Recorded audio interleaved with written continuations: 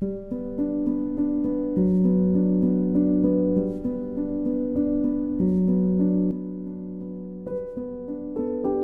that the Christmas sparkle has left my cottage, I've been recreating that fairy tale storybook feeling in small Victorian inspired sewing projects with velvet scraps. Victorian women loved turning their scraps into what were basically fabric storybooks. Animals, fruits and flowers all jumbled together like a scene from a tale.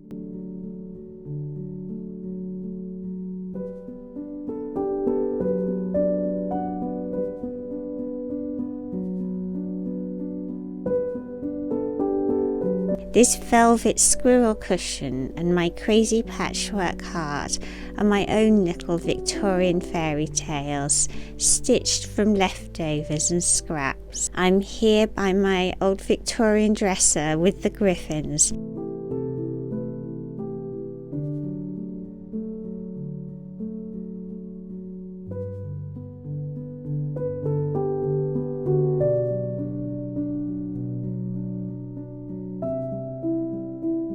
With a book of pre-Raphaelite paintings open beside me. All those deep greens, bronzes, reds and purples are exactly the colours of velvet I have for my small Victorian-inspired sewing projects. Victorian women were brilliant at never wasting anything. They kept every strip of velvet and silk, brocade and cotton, and turned them into what they called fancy work, cushions, throws and pretty covers for special chairs. But it wasn't just about thrift. All those odd shapes and little embroidered pictures meant each piece felt like a page from a storybook. A squirrel here, a dog there, a spray of cherries or a star, and your eye wanders around making up your own tales. I love the idea of using what you've already got and turning it into something that looks as if it's always belonged in the room. The way fairy tales feel as if they've always belonged in old houses. This little squirrel began as nothing more than a handful of velvet scraps, remnants found in a charity shop basket, nothing grand or precious, some strands of wool, and the only things I bought, gold metallic and bright leaf green embroidery threads. But that's the magic of Victorian sewing. Each scrap, however humble, is invited into the story. If you look closely, you can see the raised parts of the design. This is a technique called Trapunto. It's a light padding so that the squirrel's body is gently filled from behind, so he almost pops out of the cushion, ready to scamper away into the hedgerows. Around my squirrel, I quilted leaf shapes onto silk with twining stems of red flowers to hint at my squirrel's forest home. Then came the embroidery. Little seed stitches and curls of thread cover my squirrel's body, almost like drawing with a needle. I used long stitches in wool to make the squirrel's tail look bushy. Then a design of twining ivy leaves in bronze metallic thread and bright green leaves on purple velvet frames my squirrel. If you watched my fairy tale Christmas video, you'll know I love the idea that objects in a household have their own quiet stories. The squirrel cushion is another of those stories, stitched from leftovers and now settled happily on this old Victorian nursing chair, covered in faded flowers and tiny beads. I didn't remember to bring you along from the very beginning of my squirrel's journey, but this time with my next Victorian scrap project, you're here with me from much earlier on. So let's leave the squirrel to guard the nursing chair for a while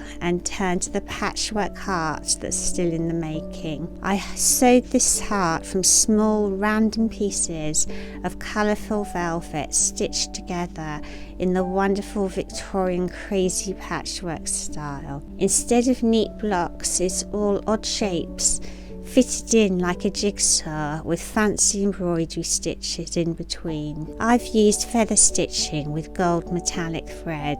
I just play around with the colours that I have until they feel right. Emerald green next to garnet red and purple. Victorian crazy patchwork really grew out of two things: thrift and the joy of experimenting with fancy stitch work. Households didn't like to waste anything, especially nice fabrics, so every little offcut was saved. At the same time, women were learning more and more fancy embroidery stitches, and crazy patchwork gave them the perfect excuse to cover a piece in as many different stitches and textures as they liked. And because they often added little motifs, animals, fruit, flowers, stars, each cushion or quilt started to feel like a fairy tale scene or a picture from a nursery book. That's really what I'm doing here, turning my scrap basket into a sort of Victorian fabric storybook. I've used feather stitches and blanket stitches in a soft gold thread so the joins become part of the decoration. Seams, which are in sewing usually meant to be invisible, are fancy, decorative, and part of the story. Victorian crazy patchwork was wonderfully rebellious. Instead of neat, regular blocks, they pieced together irregular shapes like broken fragments of stained glass. It was a way to show off tiny, precious bits of fabric that were far too lovely to throw away. So on quiet winter evenings by the fireside with my dogs in the cottage, I'm piecing together scraps and stories, just as Victorian women once did on long winter evenings, turning leftover fabrics into small treasures. This is why I think of these pieces as Victorian fairy tales in thread. The more little details you add, the more there is for the eye to wander around and imagine.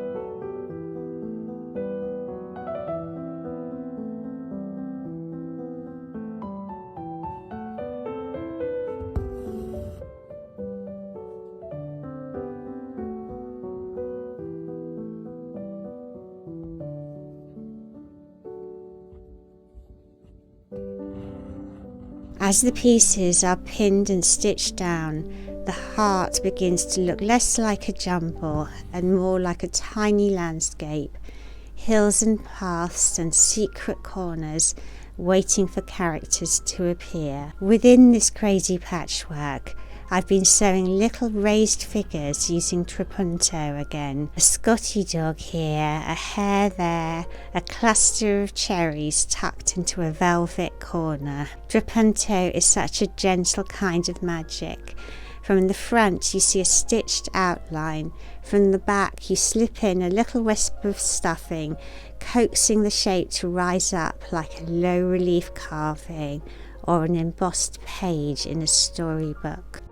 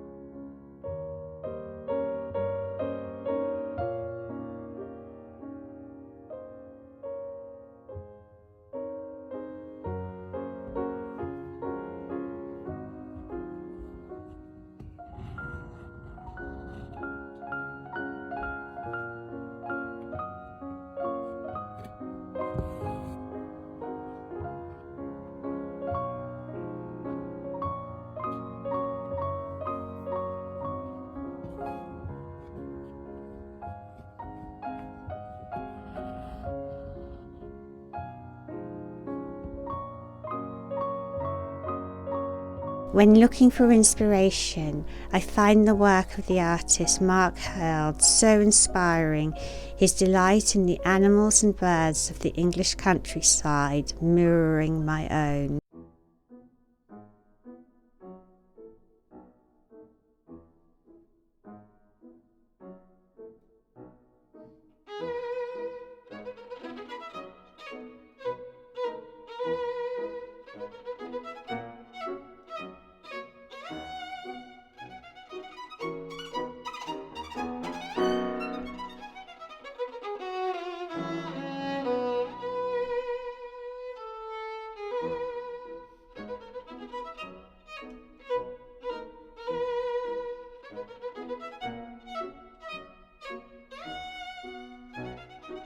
I wanted my Trapunto figures to be jewel-like, so I cut them out of metallic leatherette, which is really easy both to cut and stitch through. I stuffed them with tiny amounts of polyfill and secure the edges with blanket stitching before slowly embroidering them with mainly metallic threads. They are far from finished, and I plan to add tiny seed beads for details like the eyes.